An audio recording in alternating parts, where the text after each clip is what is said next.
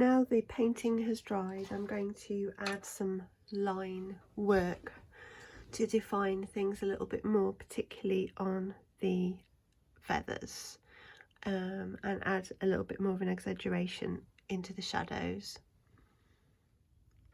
So I'm going to start with this area down here because the darkness of the feather actually helps to define the paler poppy seed head here.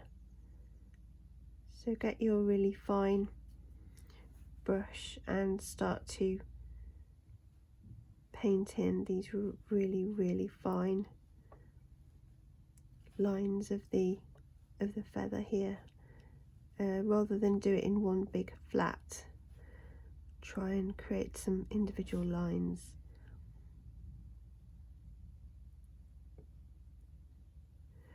So as this feather area darkens up, you will then start to see the seed head show a little more clearly against the darker background. So everything's going dark towards the base of the, as everything goes into the jug, it gets darker here, more into shadow.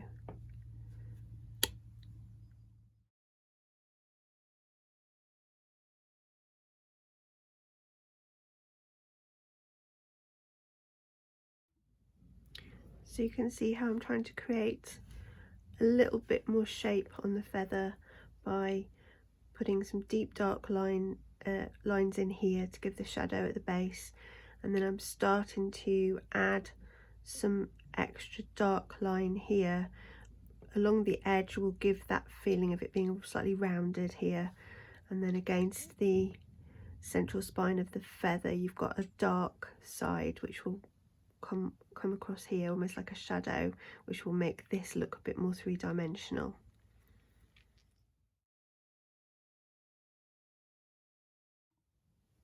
Now I'm going to work on this feather to create shape and form in the same way as the previous feather.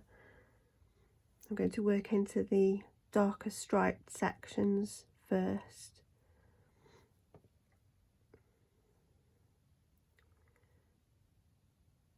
You could probably go finer actually with the brush than I've gone. I'm trying to create a nice point with it.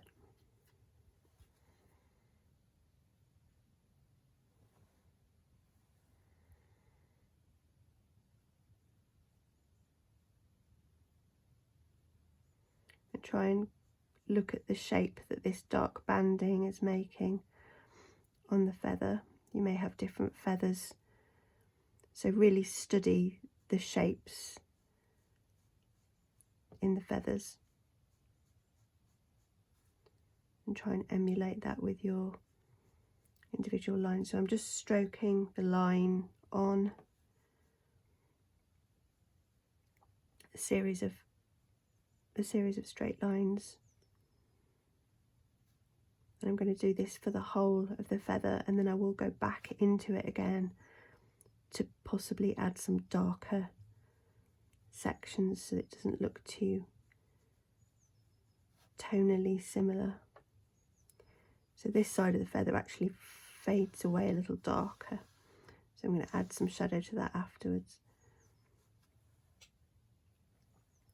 So this part is quite fun, I think, just really looking at the shapes and patterns and forms.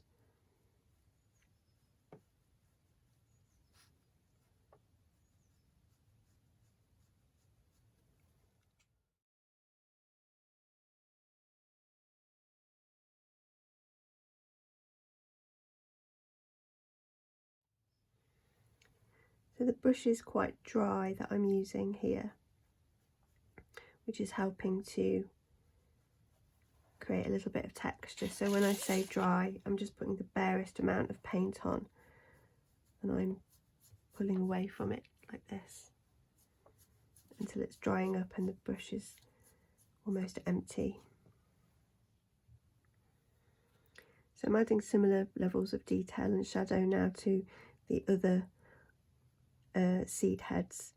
So with this teasel you've got quite a spiky textured thick stem, all very dry. So again, the dry brush technique is useful. We just need to get a bit more form in here, so we need more shadow down the centre of the seed head. So I'm going to create a much deeper brown here, and again my brush isn't too wet with paint, just got the bare minimum on it. I'm going to work into the central section to create dark lines which are representing these shadows in the centre of the teasel, all the way down the centre. And again, you just think that if there's something light here, it won't show up unless there's something dark against it. So here's the little spiky frond piece here, which won't show unless I put something dark against it. So I'm just working against that.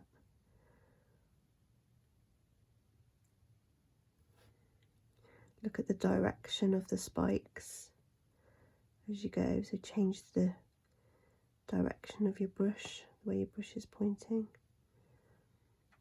So now this shows up much clearer. Maybe a little now going off onto this side. And you can exaggerate these little pieces here and make them look a bit more pretty than they probably do on your actual still life image. This is where the stylization comes in, the illustrative quality of what you're doing. You're just making everything that a little bit prettier.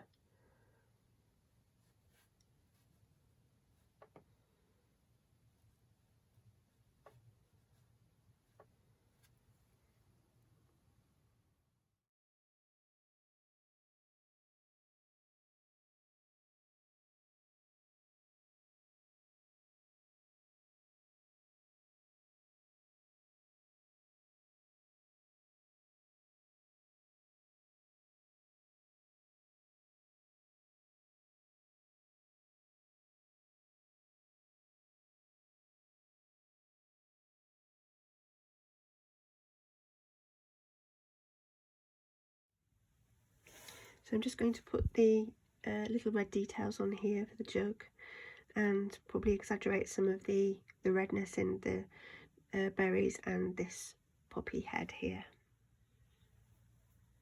So just putting the patterns on to the jug.